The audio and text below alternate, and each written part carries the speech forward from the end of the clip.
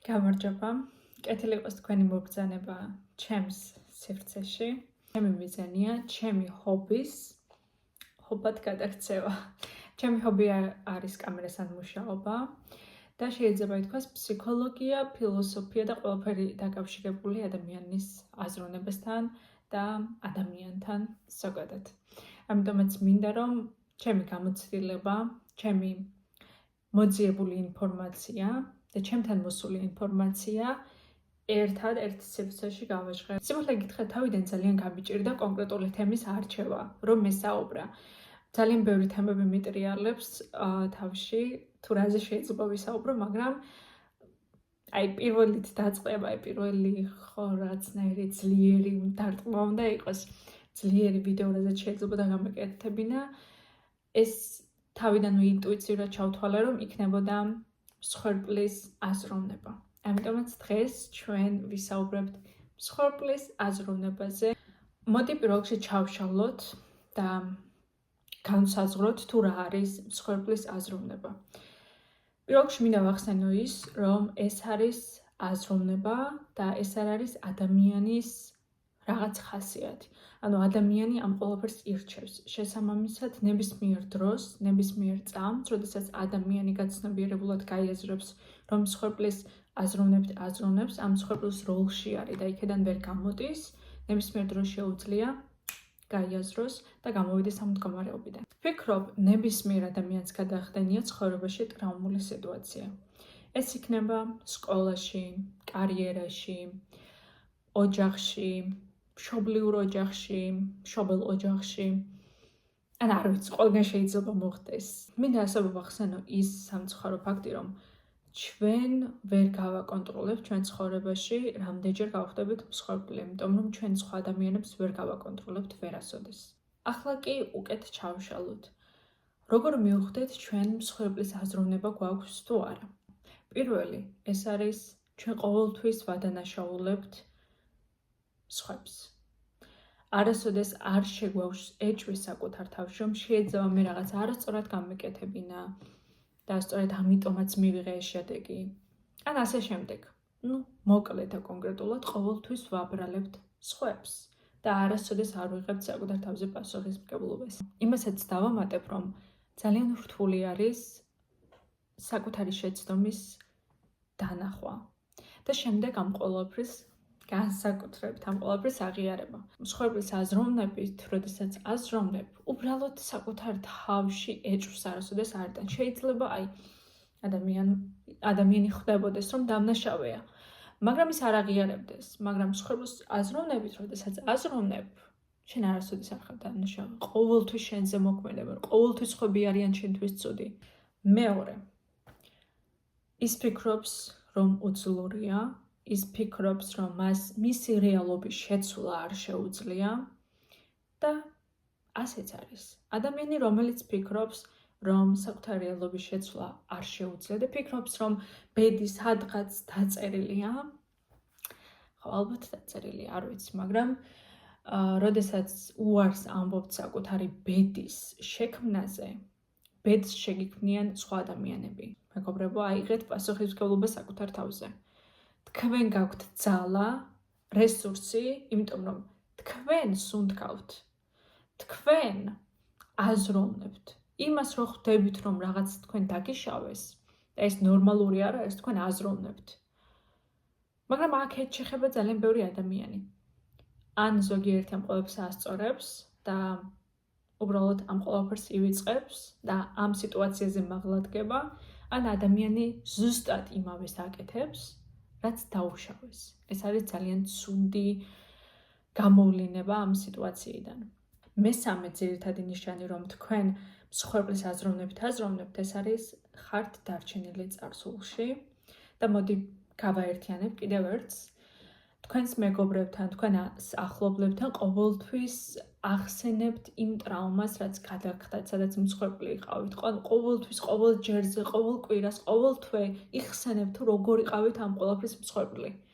და არასოდეს არ გიფიქრიათ იმაზე, რომ დამჯდარიყავით და ამ ყველაფერს პირისპირ შეხვედრილიყავით ამ სიტუაციას. რაც არ უნდა მტკივნეული იყოს ის ფაქტი, რომ თქვენ ამ სიტუაციაში იყავით მსხვერპლი და ძალიან ცუდად მოგექცნენ,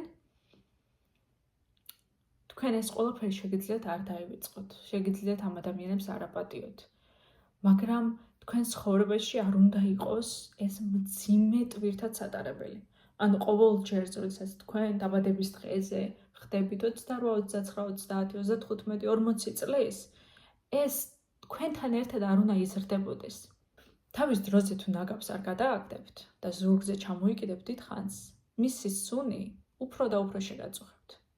რამდენიმე დღის განმავლობაში კი ალბათ მისი სუნისგან გულიც წაკივათ. ასე რომ წარსული არის წარსული. წარსული აღარ არსებობს. წარსული აღარ არსებობს. ჩემთან ერთად გაიმეორეთ. წარსული აღარ არსებობს. შენ იყავი მსხვერპლი, მაგრამ შენ აღარ ხარ მსხვერპლი. შენ უნდა გამოხვიდე ამ სიტუაციიდან. შენ უნდა იპოვო გზა. და სწორედ ამ გზის კვლევა და ამ გზის მოძიება შენ უფრო გაძლიერებს. ადამიანებს სერიოზული ტრაუმები აქვთ და ვიცი, რომ ნამდვილად მარტივი არ არის თქმა, რომ წარსული უნდა დავტოვოთ წარსულში. მაგრამ მე დაგესვამთ ერთ კითხვას. წარსული, რომელიც უკვე რეალურად არ არსებობს და თქვენ უკვე გადალახეთ ეს სიტუაცია და თქვენ უბრალოდ მსხვერპლის აზროვნება გაქვთ შემორჩენილი, რომელიც უბრალოდ წინ ვეღარ გწევთ, ერთ ადგილას ხართ. თქვენ შეიძლება ამ სიტუაციას ძალიან მაგრად გაუმკლავდით. თქვენ შეიძლება ყველაფერი გააკეთეთ 100%-იანად, მაგრამ ამ ყველაფრის შემდეგ, რაც ამ ყველაფერმა რეალურად ჩაიარა, თქვენ დაგრჩათ ეს მსხვერპლის აზროვნება, რომელიც დამიჯერეთ თითქმის ცხოვრების ყველა სფეროში, როგორც არის კარიერა, სწავლა, სოციუმი, ყველაფერში ეს ყველაფერი გავრცელდება. თქვენ თუ ერთ ადგილას მსხვერპლი ხავთ, დამიჯერეთ ყველგან თავს, ყველას თავს შეაცოდებთ, ყველგან თავი მსხვერპლად გეგონებათ. ამ შრომელი, რომელთან ერთადაც თქვენ მუშაობთ და იგივე როლებს ასრულებთ, არ დაიმსახურა დაწინაურება. და ფიქრობთ, რომ ყოველთვის ჩემთან ხდება ესეთი რაღაცები, მეგობრებში არ მიმართლებს, პარტნიორებში არ მიმართლებს და ასე შემდეგ. მოდი ერთ მაგალითსაც მოვიყვან. მოდი ავიღოთ სასწავლო ურთიერთობები, ყველასთვის ცოტა ისეთი საერთოა და ამიტომ ავიღებ. პირველად ავიღოთ სახელი მარიამი. მარიამის სასწავლო ურთიერთობა ძალიან ცუდად დასრულდა. შესაბამისად, ის როდესაც გამოვიდა ამ ურთიერთობიდან, ფიქრობს, რომ მე საკმარისი არ ვარ. ან ყოველთვის მე ვხვდებიან ესეთი ადამიანები, კარგი ადამიანები არ არსებობს, ვერასოდეს ვერ შევხვდები. მან დაიმსახურა, მე არ დამიმსახურებია, ან მას ბედი აქვს, მას გაუმართლა, მე არ გამიმართლებს და ასე შემდეგ. თვით შეფასება ხო უვარდება ადამიანს. საერთოდ თავზე წარმოდგენა ხო უვარდება ადამიანს. ყველაფერი მის ცხოვრებაში ხდება საცოდაობა.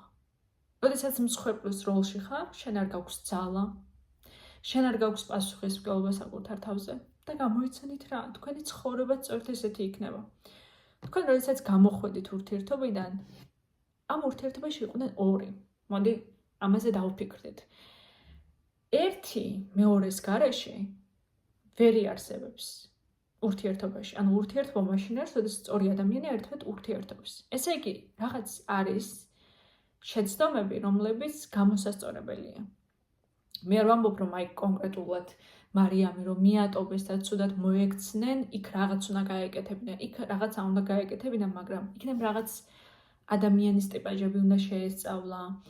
სანამ მიატოვებდა, იქ იქნებოდა რაღაც red flag-ები და ყველაფერი რაღაც მიზეზით ხდება, მე ესე მჯერა შესაბამისად, უნდა დავფიქრდეთ რეალურად იმაზე, თუ რა რატომ ხდება. ჩემს მაგალითს მოვიყვან, პირად ურთიერთობასთან დაკავშირებით, იმისთან მიუხედავად, რომ თითქმის ყველაფერში ამ ადამიანმა წარუმატებლობა განიცადა, აი, საერთოდ ყველაფერში, ჩემთან, მე მაინც დავჯექი და ამოვწერე ის ყველაფერი, რაც მე დავაშავე ამ ურთიერთობაში. იმისთან მიუხედავად, რომ 90% წილი ამ ადამიანზე მოდიოდა, რომ ამ ადამიანმა უმეტესობა 80% არასწორად გააკეთა, მე დავჯექი და ის 20% ამომწერე. რატომ ვიყავი ეს ადამიანთან? რატომ მოვიზიდე ესეთი ადამიანი? რა იყო ის, რაც მაჩერებდა ურთიერთობაში? რატომ ვერ გამოვდიოდი ურთიერთობიდან?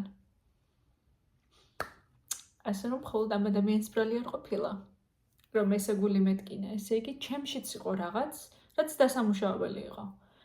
ასე რომ მე უფრო გირჩევთ, რომ საკუთარ თავზე იმუშაოთ და არა ეგ ყველაფერი იმ ადამიანზეა.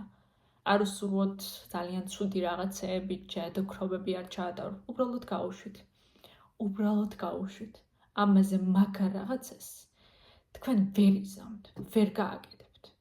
განსაკუთრებით ძალიან არ მომწონს ის ტენდენცია, რომ ადამიანები რაღაც ჩხიბაობენ და რაღაცებს აკეთებენ. პირდაპირ შავ ძალებთან გაქვთ ურთიერთობა. ძალიან გთხოვთ, ამას ნუ გააკეთებთ. მესმის რომ ხართ ნაწყენი, მესმის რომ ძალიან გაბრაზებული ხართ და ფიქრობთ რომ საერთოდ არ ემსახურებით ამ ყველაფერს, მაგრამ არა. უბრალოდ ეს გამოსავალი არ არის, თორე ეს რო გამოსავალი იყოს, ამის პირველი გავაკეთებდი. ხუმრობა. მაინც არ გავაკეთებდი. იმიტომ რომ ჩემი ამ ურთიერთობიდან წასვლა უკვე იყო ამ ადამიანის ძალიან დიდი წარუმატებლობა მის ცხოვრებაში. ასე რომ შევირკოთ. ოკეი. მოდით ახლა 2 წუთი დავუთმოთ იმას თუ რეალურად მსგავს აზროვნებას რა შეუძლია. რა ბენეფიტები აქვს და რა უარყოფითები აქვს. პირველ რიგში ბენეფიტი არ აქვს. უკაცრავად. არანაირი სარგებელი არ აქვს მსგავსი აზროვნებთ აზროვნებას. არანაირი, არ ნული. გადახასეთ არანაირი. და რაც შეეხება უარყოფითს, ძალიან ბევრი აქვს, მაგრამ რამდენიმეს ამოვიღებ, 2-3 ამოვიღებ. პირველი, რაც მინდა აღვნიშნოს არის, რომ ურთიერთობებში ეცნება მეგობრული, თანამშრომლური, ნამდვილი კავშირი არ არის. ყოველთვის სხვა ადამიანებს ვაბრალებთ, დაბალი თვით შეფასება გვაქვს. არ ვფიქრობთ ამ ადამიანზე ყოველთვის ჩვენ თავზე ვფიქრობთ და ასე შემდეგ. მეორე, ესეთი აზროვნება გვიბლოკავს ძალიან ბევრ შესაძლებლობას, რადგან ჩვენ მსგავსი აზროვნებით გვაქვს ძალიან დაბალი თვით შეფასება. შესაბამისად, ჩვენ ვფიქრობთ, რომ რაღაცეებისთვის ღირსები არ ვართ.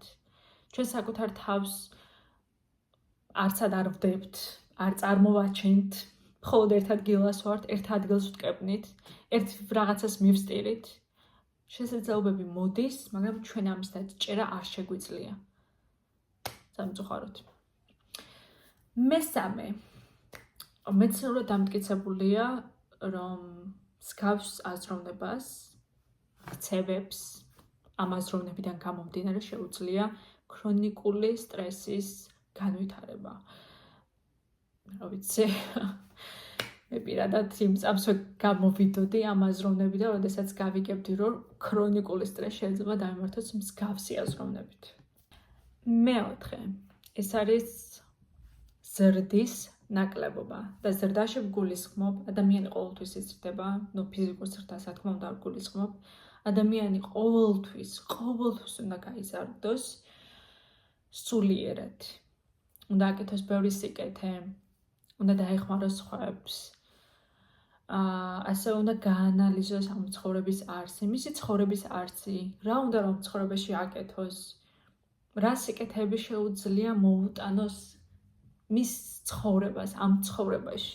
ახლა კიდევ გაიმესწრო რომ ვისაუბროთ თუ რეალურად როგორ შევცვალოთ ჩვენი ეს მსხვერპლის აზროვნება ნორმალური, ჩამოყალიბებული, პასუხისმგებლიანი ადამიანის აზროვნებაზე. პირველი, თუ ჩვენ ვერ გავაანალიზეთ, რომ მსგავსი აზროვნებით ვაზროვნებთ, შეუძლებელია რომ რაიმე შეიცვალოს. და თუ თქვენ აქამდე არ გიფიქრიათ, აუცილებლად დაფიქრდით, როგორც გითხარით, რამდენიმე ნიშანი არის, სადაც მიხვდებით თუ რეალურად მსხვერპლის აზროვნებთ თუ არა. ვფიქრობ, ძალიან ბევრი ადამიანი ხვდება მსხვერპლის აზროვნებას იყენებს თუ არა, მაგრამ ზოგიერთ ადამიანს უბრალოდ მოსწონს და იყენებს ამ სიტუაციას, იმიტომ რომ უბრალოდ სხვანაირად არ შეუძლია. როდესაც გავაანალიზებთ, რომ ჩვენ რეალურად მსგავსად ვაზროვნებთ, ჩვენ აუცილებლად დავიწყებთ რაღაც გზების მოძიებას და პირველი და ყველაზე მნიშვნელოვანი ჩემთვის არის განმარტოვება. ბოლო 2 წელია ვფიქრობ, მაგრამ უფრო ინტენსიური ბოლო 1 წელია მე ვიყავი საკუთარ თავში ჩაკეტილი, საკმაოდ ტრანსფორმაციული პერიოდი მქონდა და ეს მხოლოდ მაშინ მოხდა, როდესაც მე ვმარტოვდებოდი საკუთარ თავთან. როდესაც მე მეჭირა ჟურნალი, ბლოკნოტი და წერდი ყველაფერს. წერდი ყველაფერს თავს როგორ გრძნობდი, წერდი ყველაფერს როგორ დამიშავეს რაღაც, რატომ დამიშავეს, ნუ როგორც მე ვფიქრობდი, რატომ დამიშავეს, რატომ მომიქცნენ ასე და ასე შემდეგ. შეიძლება რაღაც სისურველეებს, შეიძლება რაღაც აზრიანს, მაგრამ ვწერდი. ყველაზე მნიშვნელოვანი არის, რომ თქვენი აზრები გამოხატოთ ფურცელზე. ძალიან მნიშვნელოვანია. თქვენ შეიძლება ძალიან ისედაც არ გიყვარდეთ წერა, მაგრამ ერთ-ერთი ყველაზე მნიშვნელოვანი არის თქვენი აზრების კალმით აფიქსირება. იმიტომ რომ ამ დროს თქვენ საკუთარ გონებასაც ავარჯიშებთ, უფრო რეალურად უყურებთ სიტუაციას, ანუ წერა ხო წამებში არ ხდება, როგორც საუბარი. როდესაც რაღაცას წერთ, თქვენ ამაზე ფიქრობთ. შემდეგ კიდე რაღაც სიტუაცია მოდის, ამაზე კიდე ვფიქრობთ. მერე ამას კიდე რაღაც ემოცია დაემატა. მახსოვს ერთ დღეს ძალიან ემოციებს აყოლილი ვიყავი, ძალიან ადვილად გახიზიანებოდი ადამიანი ვარ სხვათა შორის. და დიდი ხანია ვსწავლობ საკუთარი ემოციების გაკონტროლებას. ერთ დღესაც მოვედი სახლში ძალიან დაღლილი, ძალიან ემოციური, პატარა კარის ხრიჭრო ეხარაჭუნება, იგეს რომ ნერვებს მიშლის, დაახლოებით ეგეთი სიტუაცია. და დავიწყე, ამოვედი განმარტოვდი ჩემ ოთახში და დავიწყე ბლოკნოტში ჩემი გრძნობების, ჩემი ემოციების წერა. შეიძლება იმ მომენტში რეალურად თავს არაფერი არ გადაგხდენიათ და გაგახსენდეთ 7 წლის ამბავი, თუ როგორ დაკარგეთ ძაღლი, ან როგორ მოგექცნენ ცუდად, როგორ დაგამბულინგეს, ეს სრულიად ნორმალური არის. ეს უფრო იმაზე მიანიშნებს, რომ ეგ რაღაც დამუშავებული არ გქონდათ და რაღაც გავლენების გამო იმ დღეს თქვენ ეს ყველაფერი მოგაწვათ. ხო, გავაქცევ ჩემს ამბავს. და როდესაც დავიწყე წერა, შუა წერაში ამეტირა. და რომ ამეტირა ვეღარ გავჩერდი. იმდენად ხმამაღლა მინდოდა ტირილი, თან არ უნდა გაჩერდეთ, როდესაც ტირილი გინდათ, რაღაცის ამოტირება გინდათ და არ გინდათ რომ სხვებმა გაიგონ, აიღეთ ბალიში და ბალიშს ჩაყვირეთ, ან ბალიშში იფხავლეთ. ძალიან კარგად მოქმედებს სხვათა შორის. მეორე, ეს იქნება დაუსვათ საკუთარ თავს კითხვა, რისი გაკეთება შემიძლია. როდესაც მსგავსი აზროვნებით ვაზროვნებ, რა შემიძლია გავაკეთო? როგორ შემიძლია შევცვალო? იმიტომ რომ ვფიქრობ, რომ ყველა ადამიანის შემთხვევაში, ანუ რაღაც უნივერსალური პასუხი და კითხვა არ არსებობს, რომ ეს ყველაფერი მოვიშოროთ. პირველ ეს არის ძალიან რთული პროცესი. და ვფიქრობ, ნებისმიერი რამ ჩვენ ცხოვრებაში რაც გვინდა, ყველაფერი კეთდება მარტო როდესაც ხარ. და როდესაც გაქვს ბლოკნოტი, ყოველთვის ჩემ შემთხვევაში ყოველთვის ესე იყო.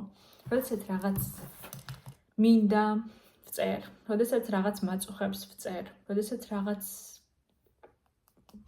არ გამოდის ვწერ, როდესაც პასუხებს ვეძებ ვწერ, ყოველთვის. შესაბამისად კომუნიკაცია უნდა გქონდეთ საკუთარ თავთან. ეკომუნიკაციეთ, ეურთიერთეთ საკუთარ თავს. რისი გაკეთება შემიძლია? რა შემიძლია გავაკეთო? რომ ეს ყველაფერი შევცვალო. შეიძლება ეს იყოს დავაკვირდე საკუთარ თავს, როდესაც მსგავსად ვიქცევი. მოდი იცი რა, აღარ დავაბრალებ ამ ადამიანს, რომ შენ ხარ დამნაშავე. იქნებ მე ვარ დამნაშავე. ჯერ საკუთარ თავს კითხე, მე რა გავაკეთე? იქნებ მე გავაკეთე რაღაც ისეთი, რამაც ეს გამოიწვია. დაუსვამ საკუთარ თავს შეკითხვებს, როდესაც მსგავს სიტუაციაში აღმოვაჩენ საკუთარ თავს. რა შემიძლია გავაკეთო? კითხეთ საკუთარ თავს. ჩემი ვიდეო დასასრულს უახლოვდება და მინდა ბოლოს სიტყვა ვთქვა. თქვენ ამ ყველაფერზე მაღლად გახართ და ყოველთვის იდექით. ამ ცხოვრებაში მე როგორც ეკა, პირველად ვარ, მე ვუშვებ შეცდომებს, მაგრამ მე ვსწავლობ ჩემს შეცდომებზე. გავსაზღვრავთ ადამიანებს როგორც ცუდს და კარგს, იმიტომ რომ ადამიანში არის ორივე, როგორც კარგი, ისევე ცუდი. უბრალოდ ადამიანი ირჩევს თუ როგორ მოიქცეს. ჩვენ ნებისმიერ დროს შეიძლება გავხდეთ ვიღაცის ან რაღაცის მსხვერპლი. ამისგან დაზღვევლები არ ვართ, მაგრამ მსხვერპლის აზროვნება ეს არის ყოველდღიური და ზოგადად ცხოვრებისეული ჩვევა. ეს არანაირ სარგებელს არ მოგცემთ. მე ასევე მოვიყვანე ჩემი მაგალითი პირადი გამოცდილებიდან, მე ასევე მოვიყვანე ჩემი პირადი მაგალითი, ჩემივე გამოცდილებიდან და დამერწმუნეთ. როდესაც თქვენ აიღებთ თქვენ საკუთარ თავზე პასუხისმგებლობას, სადაც თქვენ იყავით მსხვერპლი, მაგრამ ასევე თქვენ აანალიზებთ, რომ იქ რაღაცა თქვენი ბრალით შეიძლება ყოფილიყო და სწორედ იმ პატარა რაღაცას ეძებთ, თქვენ უკეთესად გახდებით. თქვენ გეგონებთ, რომ ძალიან ძლიერი ადამიანი ხართ და ხართ კიდევაც. ეს ყველაფერი უფრო ძლიერს გაგხდით. ეს ყველაფერი ძალას, მოტივაციას და თავდაჯერებულობას მოგცემთ. როგორც გითხარით, ეს არის ჩემი პირველი ვიდეო YouTube-ზე და ძალიან მადლიერი ვიქნები თუ დააკომენტარებთ, უფრო მადლიერი ვიქნები თუ გამომიწერთ და ჩემთან ერთად გაიზრდებით, მაგრამ ჩემთვის უფრო ძალიან მნიშვნელოვანი და მაგარი იქნება თუ დამიკომენტარებთ და დამიწერთ. რა ხარვეზები მაქვს, რა მოგეწონათ ჩემს ვიდეოში, შემდეგში რაზე შეიძლება რომ გადავიღო, იქნებ მე მაქვს ამ ყველაფერზე გამოცდილება და შემიძლია ვისაუბრო, რადგან რასაც მე გამოცდილება არ მაქვს და რასაც ინფორმაცია არ მაქვს, მე ვერ ვისაუბრებ. შესაბამისად, ძალიან მადლიერი ვარ რომ მიყურეთ და დარწმუნებული ვარ რომ ეს იმ ადამიანებთან მივა, რომლებსაც ეს ძალიან სჭირდება. ესე რომ, კარგად.